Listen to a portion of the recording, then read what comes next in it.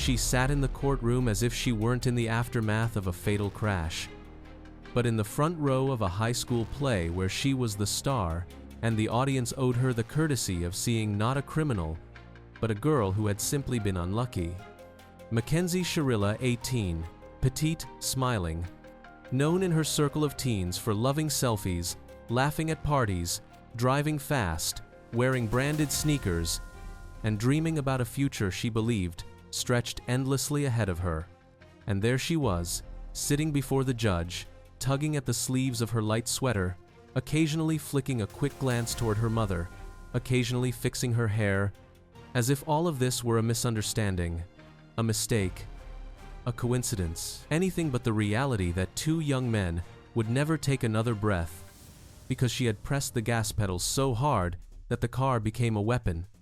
But to understand how this girl ended up at the center of a case that shook not only her city, but the entire internet, you have to rewind to the moment where everything truly began.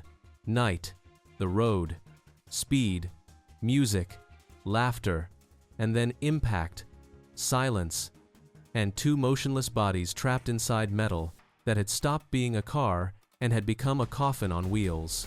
Friends described Mackenzie as bright, sharp, emotional, a girl for whom speed wasn't just a way to get somewhere, but a way to feel alive. She always drove faster than others, blasted her music louder, laughed louder, argued louder, loved louder, and hated just as loudly. Especially Brandon, her boyfriend, the one who would be sitting just inches away from death when the car Mackenzie was driving turned into a projectile aimed straight at concrete at a speed that could turn bones into dust. Their relationship hadn't been simple for a long time. Love, jealousy, breakups, attempts to rebuild over and over again. Teen relationships that burn out in emotion aren't rare, but what would happen later wasn't a fight, wasn't an impulsive mistake, and wasn't even a burst of anger. Prosecutors would call it murder at high speed, cold, deliberate, calculated down to the second. They would say she knew exactly what she was doing, that she wanted it, that she accelerated the car specifically so that no one inside would survive. But that is the ending, and the beginning, as always, looks much quieter. Night, an empty road, a dark stretch with no cameras and no witnesses. 3 people in the car, Mackenzie behind the wheel, her boyfriend Brandon, and their mutual friend Dominic. Music, conversation, phone notifications, exhaustion, fog hanging low over the pavement. But there is one moment that changes everything. Mackenzie doesn't brake. She doesn't slow down. She speeds up. When the car shoots into a curve where any driver is supposed to ease off the gas, when the speedometer needle passes a mark that would have been the fear threshold for most girls, when the headlights catch a piece of fencing that a second later will become a shattered barrier, there is only one thing inside that dark cabin: acceleration. And then, impact. Not just impact, destruction, metal tearing apart, a scream, darkness. The officers who arrived at the scene saw something that even seasoned crash responders struggled to forget. The car was crushed as if it had been thrown from the roof of a high-rise. The entire front end was gone. The bodies inside were wedged between slabs of metal so tightly it looked like they would have to be cut out, not pulled out. And here is the moment I have to include in full, without shortening, because this isn't a dramatic embellishment, but a real account of what the officers saw when they arrived.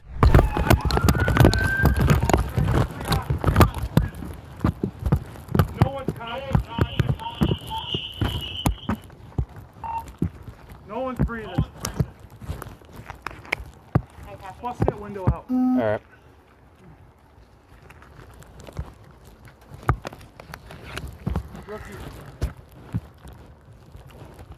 You good, huh? Oh my God.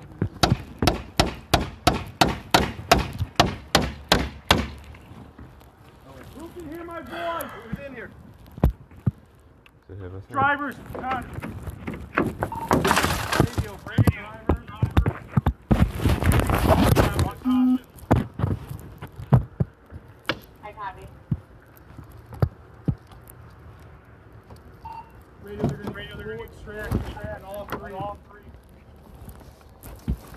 Come here.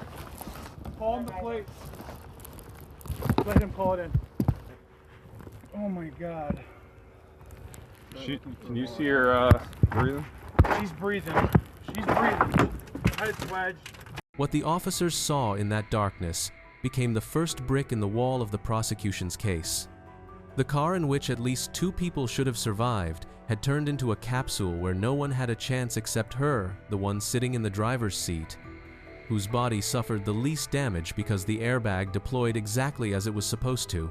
But even in those first minutes, the police felt this wasn't a typical accident. Not a skid, not a mistake, not exhaustion. They saw the absence of brake marks. They saw a trajectory that doesn't happen by chance. They saw a vehicle that hadn't tried to avoid the crash. It had driven straight into it. But that was only the beginning. Because a few hours later, while the medical examiner's office was preparing the bodies for examination, somewhere in a house, a light was turning on. Somewhere, a phone was starting to ring. Somewhere, a mother still didn't know that her world was about to collapse. This part is one of the Sit's daughter SS stutter and septented bile, heaviest in the entire case. It is not about the courtroom, not about the forensics.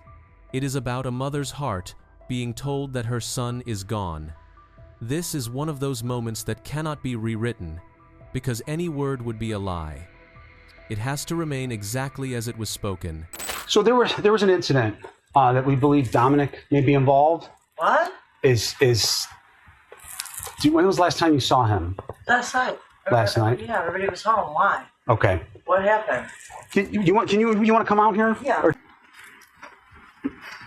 Right now, Okay. all we know is that the driver, who was Mackenzie, is at Metro. Right. Okay. Hold on. So yeah, wait. Just stay seated, please. Take your time. Please, There you just go. relax. Take a deep breath. That's Take okay. a deep breath. That's okay. You're good. Take your time. Take a deep breath. Okay. The other 2 passengers, like I said, was Davion and who we believe is Dominic. Okay. Okay. From what Mackenzie told us. Okay. Okay. Both Davion and Dominic are deceased. Oh, God. Yeah. Proceed. Just sit down. Just sit down. Oh my God! Sit there. That's fine. Oh my God! Why would this happen? Where were they going? Why don't you have a seat? We don't know we that don't right now, yet. Christine. But can we Christine. get somebody else for you at this point Is there somebody, any other family that we members? can contact? There you go. There you go. Have a seat. Take your time. Take your time. Christine. Yes. Can we get somebody else? We're going to come in with you. Christine, we're going to come in with you, okay? Listen, where's Oh my God! Why did this happen? Hold on, relax. Okay, hold on. Where's Christopher? He's sleeping. He's Okay. sleeping. Oh Where's my God. Hold on, Oh where's my it? God. Just sit down. Oh my Sit down. I can't help. There you go. It can't be true. It can't be true. Why? What happened in the car? What happened in the car? What did they do? What did they do? I don't like her driving anyway. I don't like her driving. Oh my God, oh my God, oh my God, what a fucking deer. Oh my God, I almost died. My dog died, my cat died, my best friend died. This is not right. This can't be happening. Please don't tell me this is true. Oh my God, could you just say they committed a crime and they're in jail? Can't they be in jail? They can't be in jail. Oh, you sure they're just not in jail? Voice in that moment breaks in half, just like her life. There are no words that can prepare a person for something like this. There is only emptiness, silence, and the endless sound of her own breathing that suddenly becomes unbearably heavy. And it was this moment, not the crash, not the speed, not the forensic reports that became the turning point in the investigation. Because every time Mackenzie's lawyers tried to call what happened a tragic accident, the court looked at this woman, saw her hands trembling as she held a photo of her son, saw a kind of pain that cannot be performed because no one can act it with such purity. And in that moment, it became clear, someone had to be held accountable. After the bodies were removed and taken for examination, The police began assembling the picture of what happened. And the picture was simple. Mackenzie's car had been traveling more than 60 miles per hour in a zone where the safe speed was 20. Cameras on nearby houses recorded the acceleration but captured no attempt to brake. Mackenzie's phone showed that in the seconds before the crash, she hadn't been distracted, no texts, no scrolling. She knew exactly what she was doing. But most importantly, the police examined her past messages, and they found lines that would later become key. Threats, hints about breaking up, statements like, "If he leaves, I won't care." And the most crucial one, the sentence the prosecution would repeat again and again: "He ruined my life, and I'll ruin his." When the police came to arrest Mackenzie, she behaved strangely calm. Too calm. You got it. Do you want my cuffs? No. Thank you. You got it. Okay, just keep your hands right here.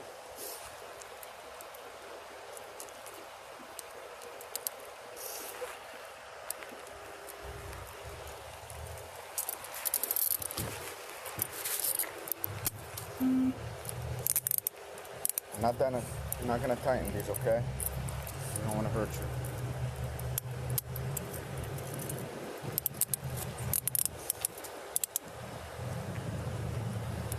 You good? Are they good?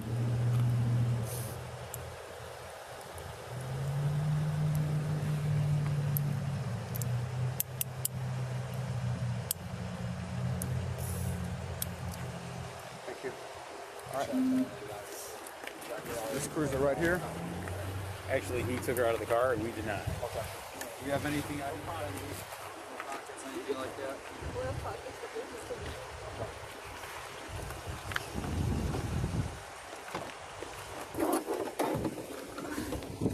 Her voice was quiet, even, almost polite. No shouting, no panic, no attempt to resist. She thanked the officer who put handcuffs on her. Thanked him as if she were being stopped in a shopping mall parking lot, not arrested in a case involving 2 deaths. And that reaction is what later made investigators ask themselves, why does someone who has just lost 2 friends speak so calmly? Why doesn't she ask what happened to Brandon? Why doesn't she ask whether Dominic is alive? Why doesn't she cry? The prosecutor would later say, because she already knew the answer. She was behind the wheel. She accelerated the car. She did everything deliberately. And now, with Mackenzie in the police station, with Brandon's mother screaming into a pillow from pain, with experts analyzing speed, trajectory, and the absence of braking, the next stage began the trial. But the trial is already the second half of this story, because that is where the mask finally comes off. That is where she tries to look like a victim. That is where the defense will speak. That is where the judge will lift her eyes and say the words Mackenzie so desperately hoped not to hear. When the case finally reached the courtroom, Mackenzie walked in as if she were not going to stand trial for the deaths of 2 people, but heading toward a table in a school library to receive a certificate for participating in some competition. She sat quietly, folded her hands neatly, cast quick looks toward her mother, as if searching for support, as if trying to show the world that she was just a child caught in a terrifying situation she herself didn't fully understand. But a courtroom is not a place for emotion, and not a stage where teenage dramatics can cover real actions. The prosecution began with the main point: speed. 60 miles per hour is enough to stop the heart of any expert who knows what happens to the human body in a head-on collision at that velocity. Physics gives no one a chance, not the person in the passenger seat, not the one in the back, and certainly not the one who thinks they love the driver pressing the gas pedal hard enough to touch the floor. The car's trajectory looked like a shot straight, clean, without hesitation, without any attempt to avoid impact. The video specialists presented an animation. The car accelerates, enters the curve, passes through it as if the curve did not exist at all, and aligns its wheels precisely with the point where the concrete barrier stands.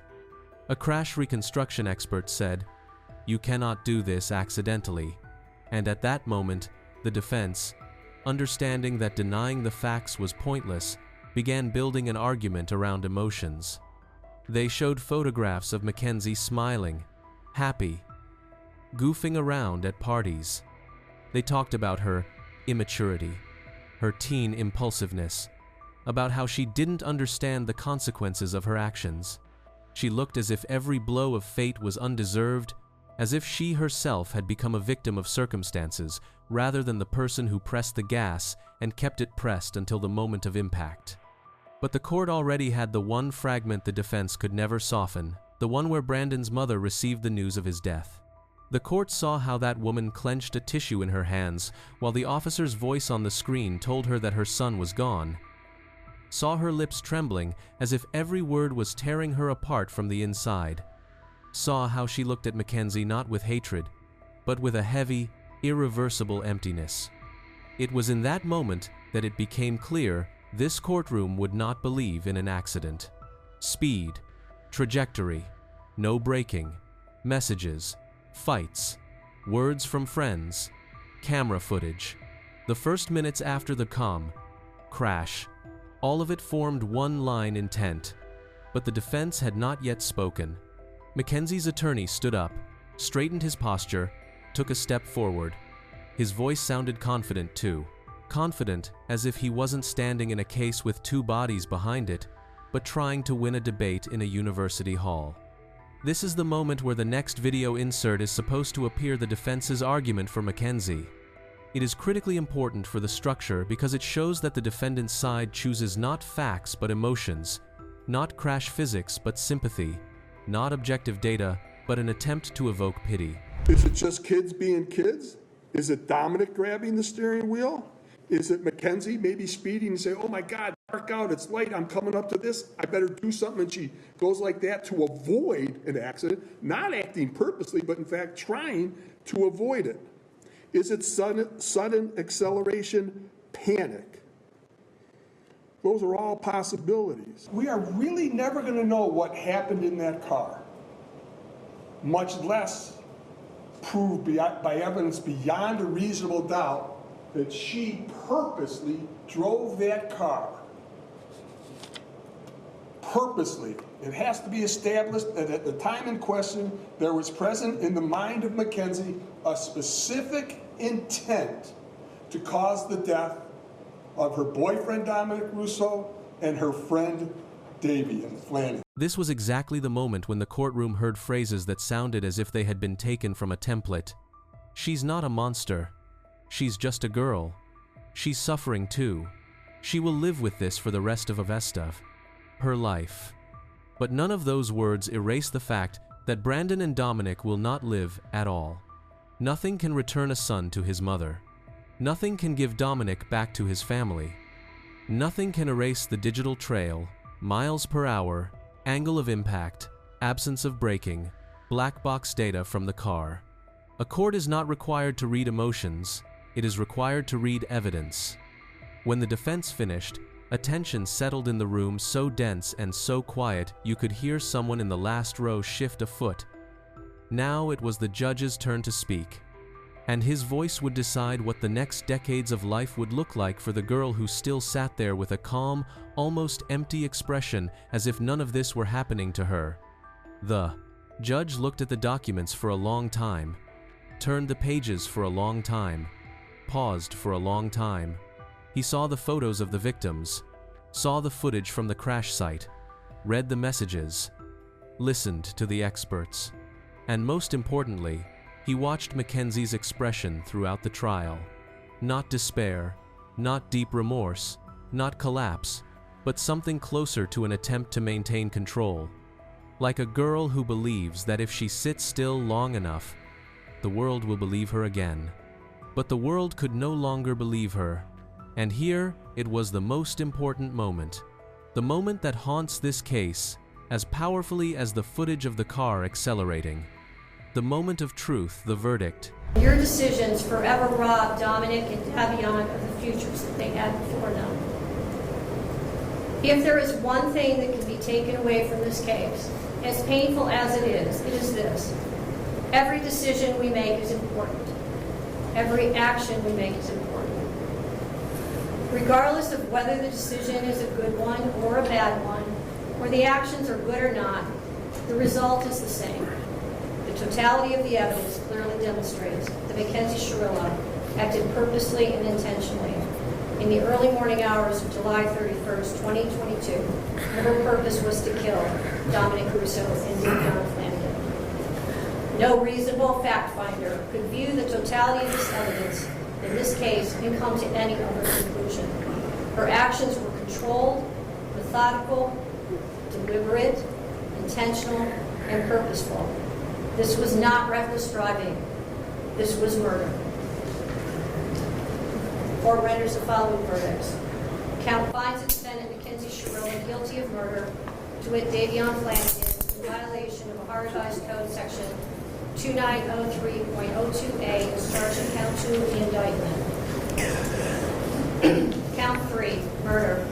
The court, having had count 3 tried to it pursuant to waiver, finds the defendant Mackenzie Shirilla guilty of murder, to wit Dominic Russo, in violation of Ohio Revised Code section 2903.02b as charged in count 3. Count 4, murder. The court, having had count 4 tried to it pursuant to waiver, finds the defendant Mackenzie Shirilla guilty of murder, to wit Dominic Russo, in violation of Ohio Revised Code section 2903.02b as charged in count 4. And in that moment, the world around her stopped. Mackenzie pressed her hands to her face, as if trying to hide from words that could no longer be undone. Her shoulders trembled. She swallowed air that suddenly felt like it was cutting her throat. Her mother pressed a hand to her chest, trying to steady her breathing. But the judge continued, because he had to. He spoke about intent, about speed, about trajectory, about how she didn't simply lose control, she chose not to use it, about how the deaths of 2 young men were not a mistake, but the result of her decision, about how she caused irreparable harm to 2 families, and now there had to be accountability. After the sentence was read, Mackenzie didn't scream, didn't faint, didn't try to run. She sat there as if frozen, and for the first time during the entire trial, her eyes looked truly alive, not because tears appeared in them, but because the mask was gone. The mask she had been hiding behind. The mask of a little girl. The mask of a victim of circumstance. The mask of someone who made a mistake. But the court ruled. She did not make a mistake. She chose. She accelerated. She struck. She killed. And when they lifted her to escort her out of the courtroom, she walked slowly, as if still unable to understand what was happening. But ahead of her lie decades. And for 2 mothers, decades of silence in the rooms where their sons' laughter once lived. And that is the only truth left after all the defense's words, after all the carefully pulled sleeves, after all the attempts to appear innocent. The truth is that speed became a weapon. And that weapon was not pointed accidentally. The story of Mackenzie Shirilla is a lesson that sometimes the enemy is not the person sitting next to you, but the one holding the wheel. And that even the quietest tears in a courtroom cannot wash away what was done on a road where the final sound was not braking but acceleration.